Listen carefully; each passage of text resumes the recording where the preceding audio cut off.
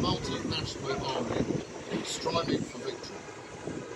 And I think this is another reason why more attention should be paid to the Burma campaign, because it was the living embodiment and the best example ever of how well multiculturalism can work. There were 100,000 Africans in the 14th Army and 700,000 from the Indian subcontinent. Indeed, 27 PCs were awarded during the Burma campaign, and 20 of them went to soldiers from the Indian subcontinent. Kohima was a very desperate and brutal battle, fought by very brave and determined men in the most horrendous conditions against a very brave and hard-fighting enemy. All of us today should be grateful and proud of the victory won by the Allies in this violent encounter that took place here 80 years ago. Let us salute and be grateful to the participants of this great victory. They deserve our eternal admiration and thanks.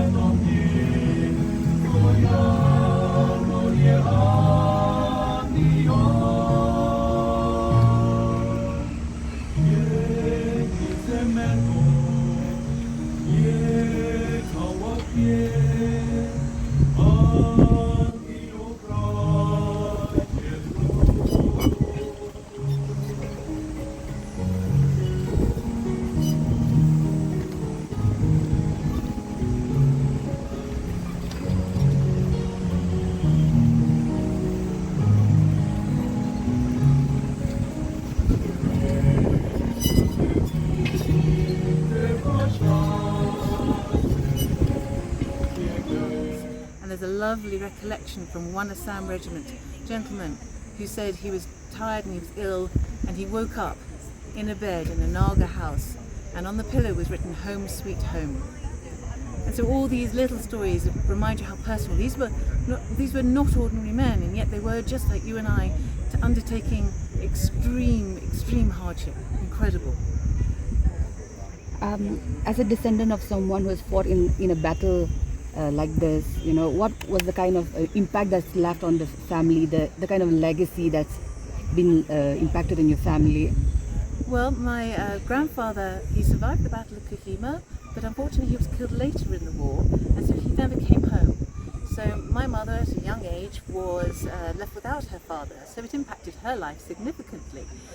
My mother was incredibly proud of her father, and she passed that on to me, my brother and my sister, and we remember him and his men all the time, but particularly around the commemorations of the Kohima battle, and in England the November the 11th commemorations. I have been trying to make sure that the next generation have the similar ability, have the knowledge and understanding, so that they can give proper remembrance and give proper thanks for all that happened here. And so my three children came here to the walk and to see the battleground and see the commemorations and hear more themselves from people involved, the descendants of those involved, more about the battle and what happened here. On that note, the Battle of Kohima is also known as the Forgotten Battle. And why do you think it needs the global attention? I think it's an extraordinary story on many, many levels. It was very important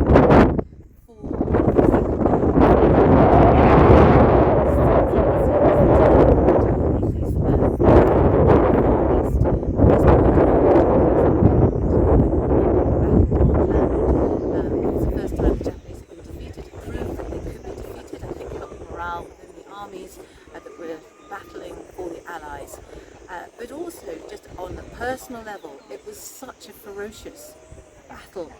It's important to remember how these men who were fighting here, how could they have done it? When you read the stories, it seems incredible to us today that people had to live like this, and hopefully we learn the lessons from the past and we don't end up doing the same things with